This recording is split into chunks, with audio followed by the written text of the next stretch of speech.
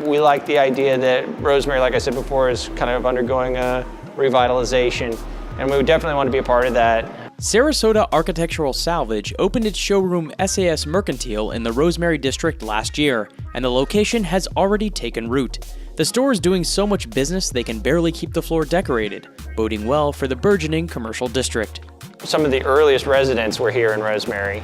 And not only that, but some of the area's biggest entrepreneurs are coming into here now. So there's a lot of motion, a lot of activity, kind of building up to a new Sarasota. And like I said, the revitalization is really kind of what drew us in and pushed us in this direction. Rebecca Mandeville-Gelvin plans to ride the wave of Rosemary development by opening Mandeville Beer Garden this spring. She also capitalizes on a growing awareness of craft breweries. I love the sense of community here. I love the history of the district. I love that it's up and coming, that the potential for growth here is huge.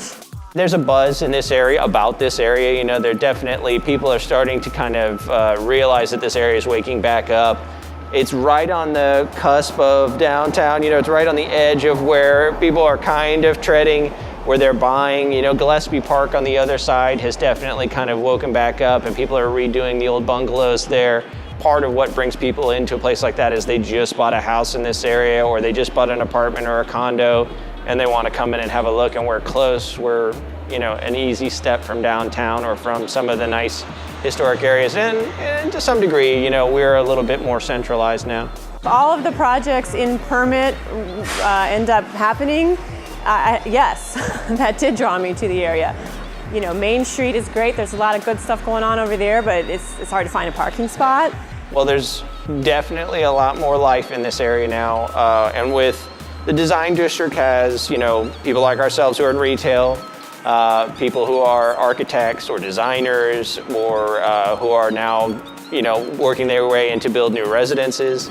So it's a really good marriage between all of the different businesses, you know, the architects, the designers. We all work collectively together to solve problems in the area, and at the same time, the things I sell in my store are very often the things that the designers in that district are looking for, and they kind of work hand in hand with each other that way. Now it gives you the opportunity for everybody to kind of work as a collective.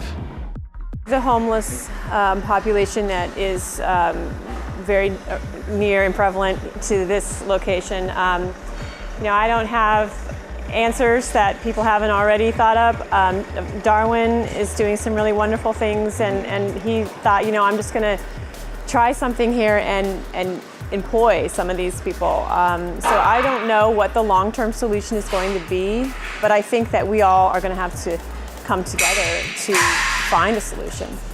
And honestly, we have had very little in the way of problems that I would think would be something that would upset business.